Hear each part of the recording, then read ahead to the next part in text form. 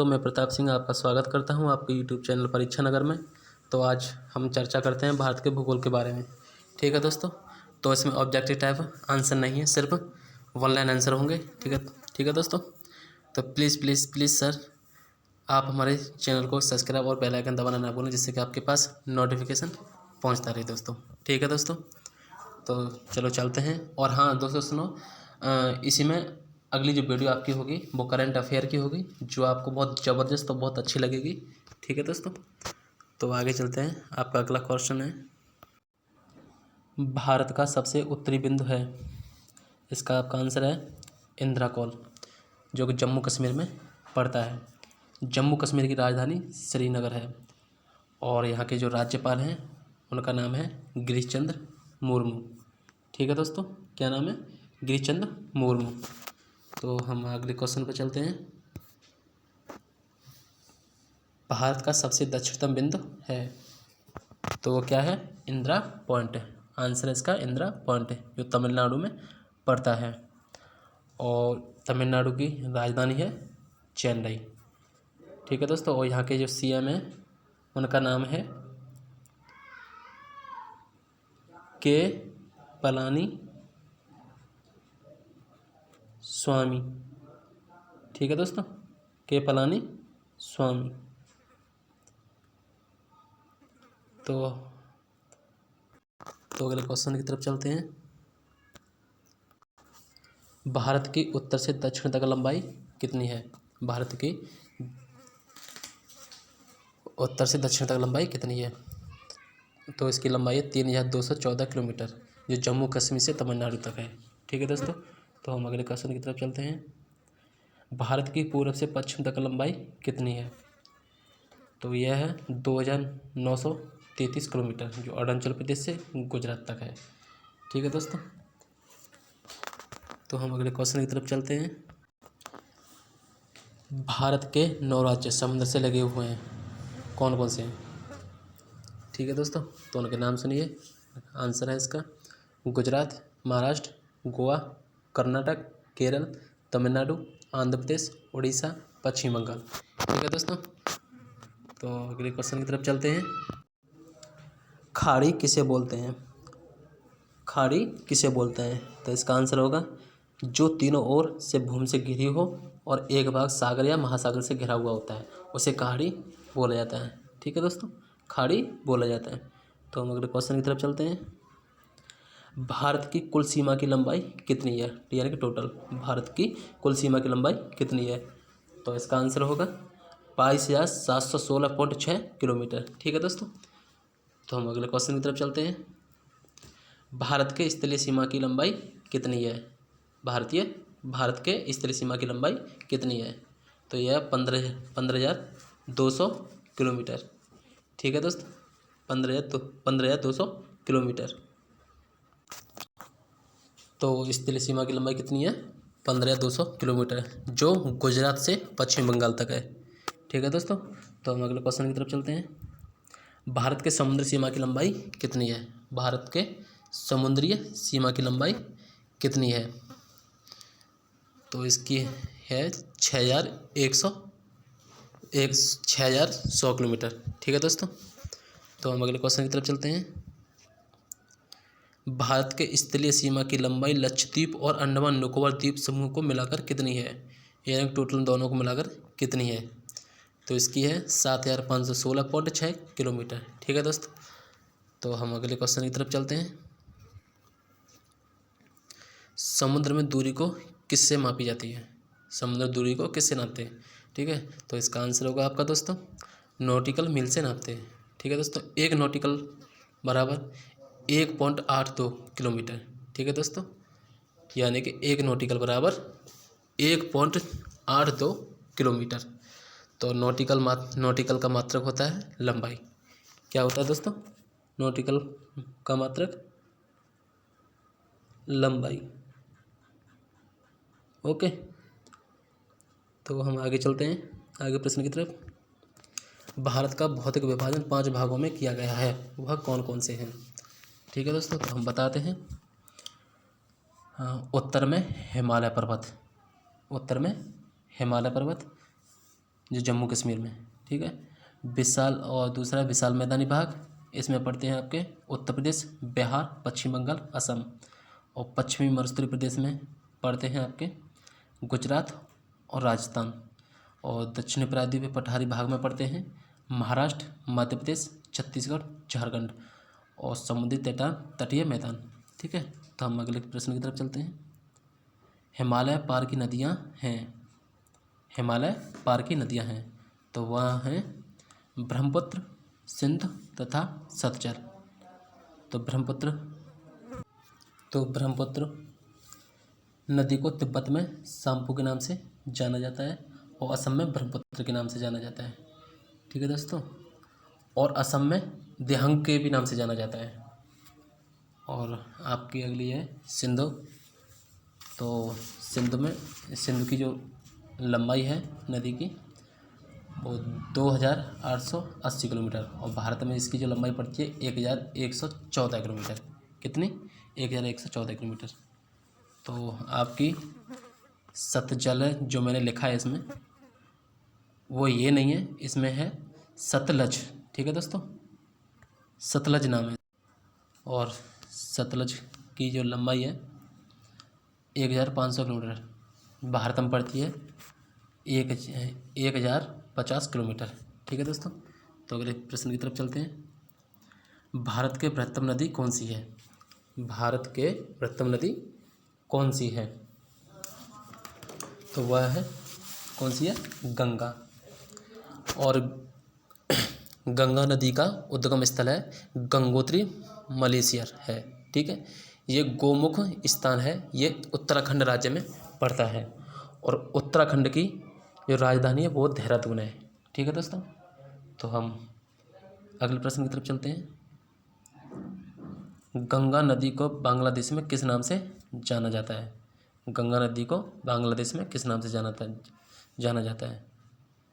तो वो पद्मा के नाम से जाना जाता है। किस नाम से? पद्मा के नाम से जाना जाता है। और गंगा नदी की एक धारा पश्चिम बंगाल राज्य में हुगली नदी के नाम से भी जानी जाती है, ठीक है दोस्तों। तो हम अगले प्रश्न की तरफ चलते हैं। गंगा एवं ब्रह्मपुत्र की संयुक्त जलधारा किस नाम से भी जानी जाती है? गंगा एवं ब्रह्मपुत्र की संयुक्त जलधारा किस नाम से जानी जाती है? ये वो दो नदियां हैं जिन्हें मेघना के नाम से, इनकी जलधारा मेघना के नाम से जानी जाती है, ठीक है दोस्तों। तो हम अगले प्रश्न की तरफ चलते हैं। भारत की सबसे अधिक नौगम्य दो नदियां हैं, वह कौन कौन सी हैं? भारत की दो ऐसी नदियां हैं जो नौगम्य नाम से जानी जाती हैं। दो नदियां हैं, ठीक है, वह है गंगा और ब्रह्मपुत्र। नौगम्य दो नदियां हैं ये, ठीक है। तो हम अगले प्रश्न की तरफ चलते हैं। कावेरी, नर्मदा, ब्रह्मपुत्र और गंगा में कौन सी नदी का उद्गम स्थान भारत में नहीं है? ठीक है दोस्तों, तो इसका आंसर होगा ब्रह्मपुत्र, जो कि इसका उद्गम स्थान है तिब्बत में, ठीक है दोस्तों। और जो आपकी ये नर्मदा है, जो विंध्याचल पर्वत श्रेणियों में स्थित अमरकंटक नामक स्थान से, ठीक है। और आपकी जो अगली है गंगा, जो गंगा है उसकी आपको मैंने बता ही दिया है, ठीक। और जो कावेरी और है, ये कावेरी कर्नाटक के कुर्ग जिले में स्थित ब्रह्मगिरी पहाड़ी, ठीक है दोस्तों। तो हम इसी में अगला प्रश्न है हमारा, गंगा और ब्रह्मपुत्र नदी कौन सा डेल्टा बनाती हैं? ये वो दो नदियां हैं जो सुंदरवन डेल्टा बनाती हैं, यही दो ऐसी नदियां जो सुंदरवन डेल्टा बनाती हैं, ठीक है दोस्तों। तो हम अगले प्रश्न की तरफ चलते हैं। और दोस्तों कमेंट करना और प्लीज़ सब्सक्राइब करना ना भूलें, और प्लीज़ बेल आइकन जरूर दबाएं जिससे कि नोटिफिकेशन आपके पास पहुंचता रहे, ठीक है दोस्तों। तो अगला प्रश्न है हमारा, तिब्बत में बहने वाली नदी कौन सी है और किस राज्य से होकर भारत में प्रवेश करती है? तिब्बत में बहने वाली नदी कौन सी है और किस राज्य से होकर भारत में प्रवेश करती है? सांगपो नदी है जो कि अरुणाचल प्रदेश से होकर भारत में प्रवेश करती है, ठीक है दोस्तों। सांगपो वह नदी है जो अरुणाचल प्रदेश से होकर भारत में प्रवेश करती है। तो इसी में हमारा अगला प्रश्न है दोस्तों, विश्व का सबसे बड़ा नदी द्वीप कौन सा है? इसका निर्माण करने वाली कौन सी नदी है?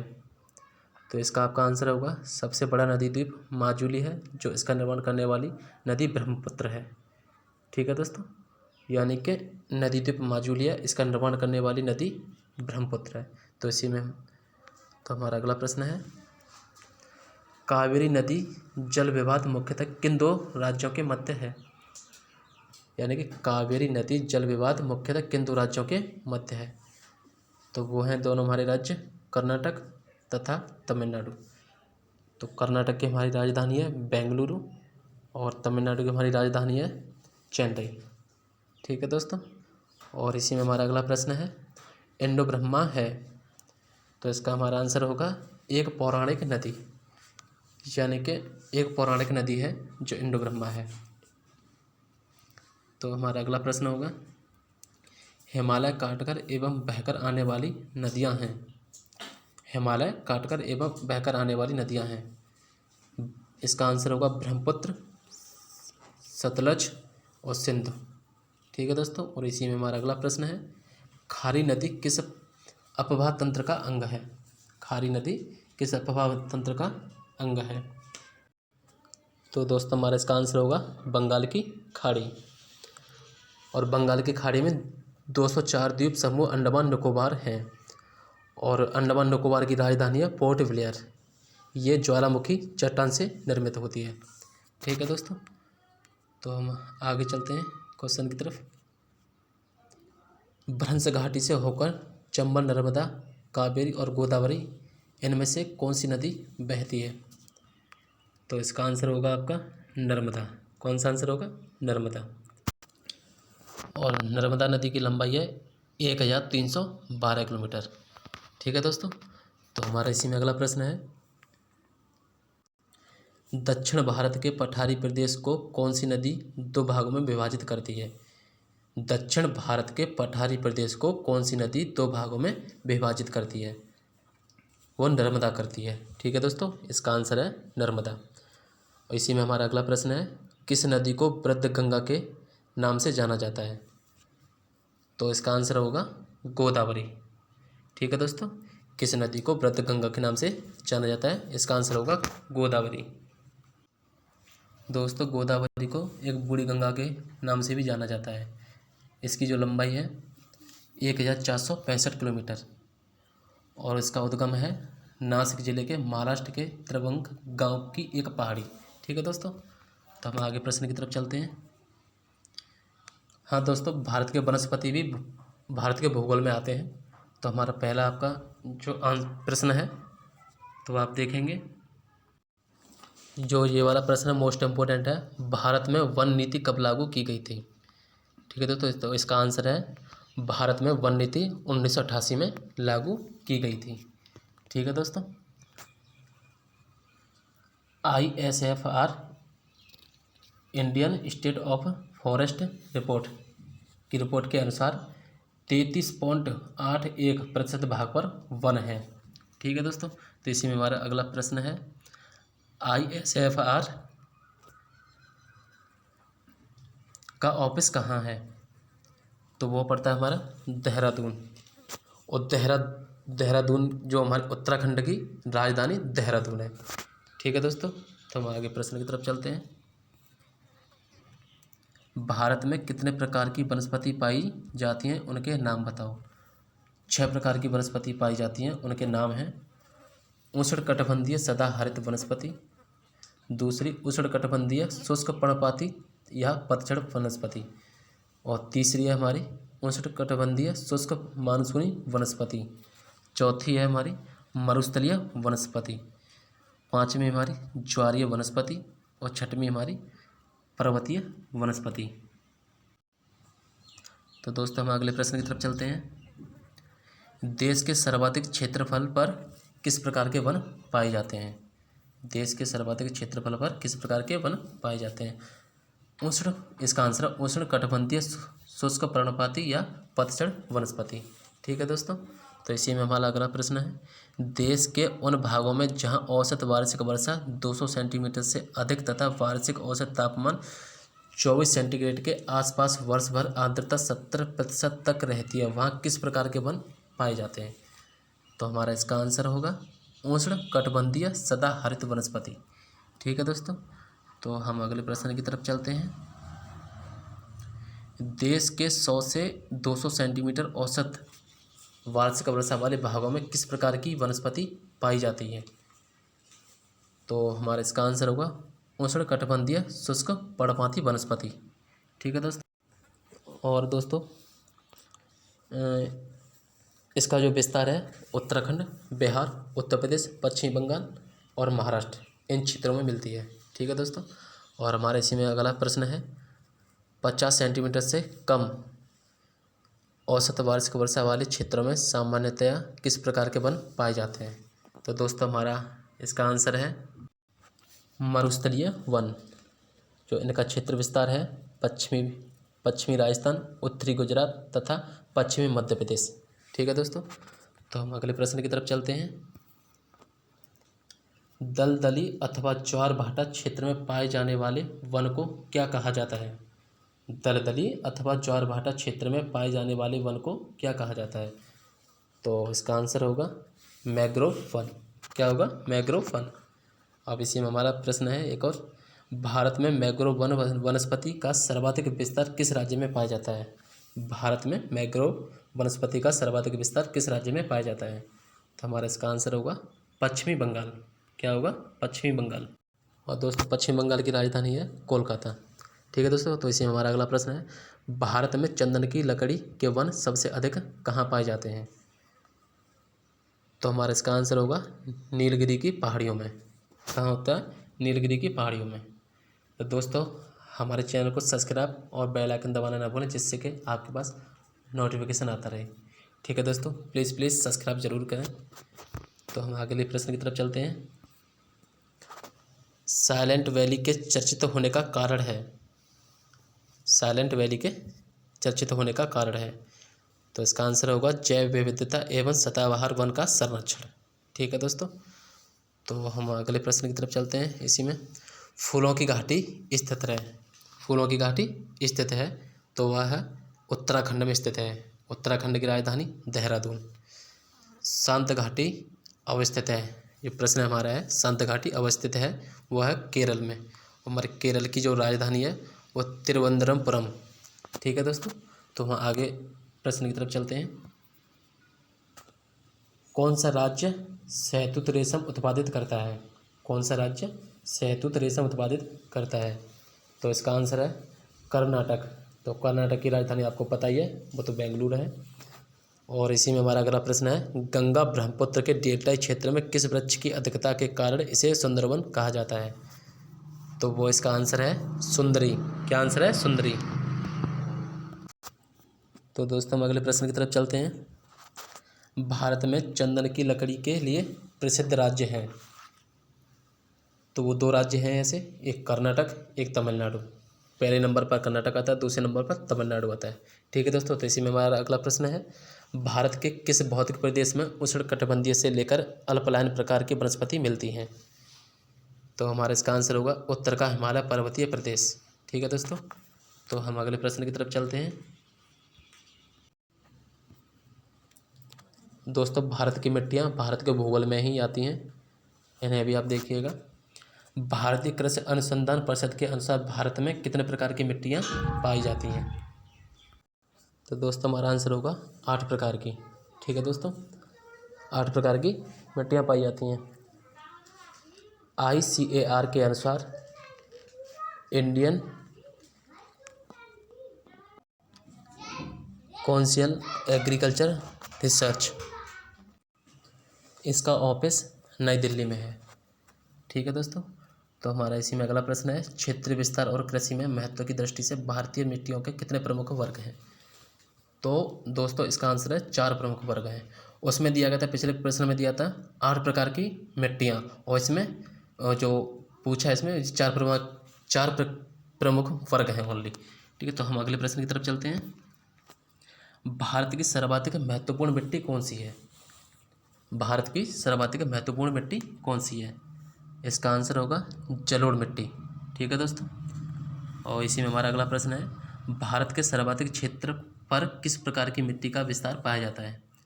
तो हमारा इसका आंसर होगा जलोढ़ मिट्टी का। ठीक है दोस्तों, जो कि पंजाब राज्य, हरियाणा, बिहार, उत्तर प्रदेश, पश्चिम बंगाल आदि क्षेत्रों में है। ठीक है दोस्तों, यह मिट्टी दो प्रकार की भी होती है, जिसे खादर जलोढ़ मिट्टी कहा जाता है और बांगर जलोढ़ मिट्टी बोला जाता है। ठीक है दोस्तों, तो हम अगले प्रश्न की तरफ चलते हैं। भारत के विभिन्न क्षेत्रों में विभिन्न प्रकार की मिट्टियाँ पाई जाती हैं। इसका प्रमुख कारण है, तो इसका आंसर होगा जलवायु, संरचना एवं उच्च उपज की विविधता। ठीक है दोस्तों, तो इसी में हमारा अगला प्रश्न है, तटीय मैदानों और उत्तर भारत के मैदानों में उत्कृष्ट मृदा है। तटीय मैदानों और उत्तर भारत के मैदानों में उत्कृष्ट मृदा है, तो इसका हमारा आंसर है जलोढ़। ठीक है दोस्तों, तो हम अगले प्रश्न की तरफ चलते हैं। तो हमारा प्रश्न है दोस्तों, नवीन जलोढ़ मिट्टी को अन्य किस नाम से जाना जाता है, यानी कि नई जलोढ़ मिट्टी को। तो नई जलोढ़ मिट्टी को खादर के नाम से भी जाना जाता है। ठीक है दोस्तों, तो पुरानी जलोढ़ मिट्टी को किस अन्य नाम से जाना जाता है, तो वो बांगर के नाम से जाना जाता है। ठीक है दोस्तों, तो इसी में हमारा अगला प्रश्न है, भारत के उत्तरी मैदान की मृदा सामान्यतः कैसे बनी है। तो हमारा इसका आंसर है तलोच्चन से। किससे? तलोच्चन से। तो हम आगे प्रश्न की तरफ चलते हैं। भारत के समस्त स्थल भाग का कितना प्रतिशत जलोढ़ मिट्टी से ढका है। तो हमारा इसका आंसर होगा 24%। ठीक है दोस्तों, तो इसी में हम अगले प्रश्न की तरफ चलते हैं। जलोढ़ मिट्टी में जब बालू के कणों और चीका की मात्रा लगभग बराबर होती है तो उसे क्या नाम दिया जाता है। तो इसका आंसर है दोमट मिट्टी। क्या नाम है? दोमट मिट्टी। तो हम अगले प्रश्न की तरफ चलते हैं। कौन सी मिट्टी जैव पदार्थ से भरपूर होती है। तो इसका आंसर है काली मिट्टी। ठीक है दोस्तों, इसका जो क्षेत्र होता है वो महाराष्ट्र राज्य, दक्षिण पश्चिम गुजरात, मध्य प्रदेश, उत्तरी कर्नाटक, आंध्र प्रदेश। ठीक है दोस्तों, और जो इसकी जो फसल जो इसमें की जाती है वो कपास की खेती, तंबाकू, तिलहन। ठीक है दोस्तों, तो इसी में अगला प्रश्न है, भारत में काली कपासी मिट्टी को किस स्थानीय नाम से जाना जाता है। तो हमारा इसका आंसर होगा रेगुड़ नाम से भी जाना जाता है। ठीक है दोस्तों, किस नाम से? रेगुड़ नाम से। तो हमारा इसी में अगला प्रश्न है, किस मिट्टी के बारे में यह कहा जाता है कि इसकी जुताई स्वतः होती रहती है। तो इसका आंसर है काली मिट्टी। क्या? काली मिट्टी। ठीक है दोस्तों, जो काली मिट्टी होती है इसमें दरारें पड़ जाती हैं, इसकी वजह से इसकी जुताई स्वतः होती रहती है। ठीक है दोस्तों, तो हम अगले प्रश्न की तरफ चलते हैं। भारत में लाल मिट्टी का सर्वाधिक विस्तार कहाँ कहाँ पाया जाता है। तो हमारा इसका आंसर होगा आंध्र प्रदेश एवं तमिलनाडु। ठीक है दोस्तों, आंध्र प्रदेश और तमिलनाडु। जो इसमें फसल भी उगाई जाती हैं, ज्वार, बाजरा, जौ, तंबाकू। ठीक है दोस्तों, तो इसी में हमारा अगला प्रश्न है, प्रायद्वीपीय भारत में क्षेत्रीय मृदा के प्रकारों में से कौन सा है। तो हमारा इसका आंसर होगा लाल एवं पीली मृदा। ठीक है दोस्तों, तो हम अगले प्रश्न की तरफ चलते हैं। लेटेराइट मिट्टी महत्वपूर्ण रूप से कहाँ पाई जाती है। लेटेराइट मिट्टी महत्वपूर्ण रूप से कहाँ पाई जाती है। तो इसका हमारा आंसर होगा मालाबार तटीय क्षेत्र में। और दोस्तों मालाबार जो तटीय जो पड़ता है वो केरल में पड़ता है। ठीक है दोस्तों, तो हमारा अगला प्रश्न है, किस मिट्टी में लोहे और एल्युमिनियम की ग्रंथियाँ पाई जाती हैं। किस मिट्टी में लोहे और एल्युमिनियम की ग्रंथियाँ पाई जाती हैं। तो हमारा इसका आंसर होगा लेटेराइट मिट्टी। ठीक है दोस्तों, क्या होगा? लेटेराइट मिट्टी। और हमारा अगला प्रश्न है इसी में, लेटेराइट मिट्टी में किसकी अधिकता होती है। तो उसका हमारा आंसर होगा सिलिका की। विशेष करके ध्यान रखना, सिलिका की मात्रा होती है। ठीक है दोस्तों, तो हम अगले प्रश्न की तरफ चलते हैं। भारतीय कृषि एवं अनुसंधान परिषद के अनुसार भारत की लगभग कितनी प्रतिशत भूमि मृदा अपरदन की समस्या से प्रभावित होती है। तो वो हमारा इसका आंसर होगा दोस्तों 60%। कितना होगा? 60%। तो हमारा इसी में हमारा प्रश्न अगले वाला प्रश्न है, छोटा नागपुर पठार पर अत्यधिक मृदा अपरदन के लिए उत्तरदायी है। तो हमारा इसका आंसर होगा वृक्षों के बड़े पैमाने पर कटाई। ठीक है दोस्तों, तो इसी में हमारा अगला प्रश्न होगा, धान की खेती के लिए सर्वाधिक आदर्श मृदा कौन सी है। जलोढ़ मृदा। ठीक है दोस्तों, कौन सी है? जलोढ़ मृदा। तो हम अगले प्रश्न की तरफ चलते हैं। मृदा अपरदन रोका जा सकता है। इसका आंसर होगा वन रोपण द्वारा। ठीक है दोस्तों, वन रोपर द्वारा। तो हमारा अगला प्रश्न है, निच्छालन और ऑक्सीकरण द्वारा निर्मित मृदा और कौन सी होती है। ठीक है, निच्छालन और ऑक्सीकरण द्वारा निर्मित मृदा कौन सी होती है। तो हमारा इसका आंसर होगा मखरला मिट्टी। कौन सी होती है, मखरला मिट्टी। तो हमारा इसी में हमारा अगला प्रश्न है, अपरदन के प्रकारों में से किसके कारण चंबल के खड्डे बने हैं। अपरदन के प्रकारों में से किसके कारण चंबल के खड्डे बने हैं। तो वह हमारा इसका आंसर होगा वनैल का गली। ठीक है, वनैल का गली। ठीक है दोस्तों इसी के साथ हमारा वीडियो समाप्त होता है और देखेंगे आप अगली वीडियो को, वो कैसे होगी, किसकी होगी। ठीक है दोस्तों, और हमारे चैनल को सब्सक्राइब और बेल आइकन दबाना ना भूलें, जिससे कि आपके पास नोटिफिकेशन पहुंचता रहे। ठीक है दोस्तों, और दोस्तों से लाइक और शेयर भी करते रहना। ठीक है दोस्तों, तो ठीक है दोस्तों, मिलते हैं फिर अगली वीडियो में। जय हिंद, जय भारत।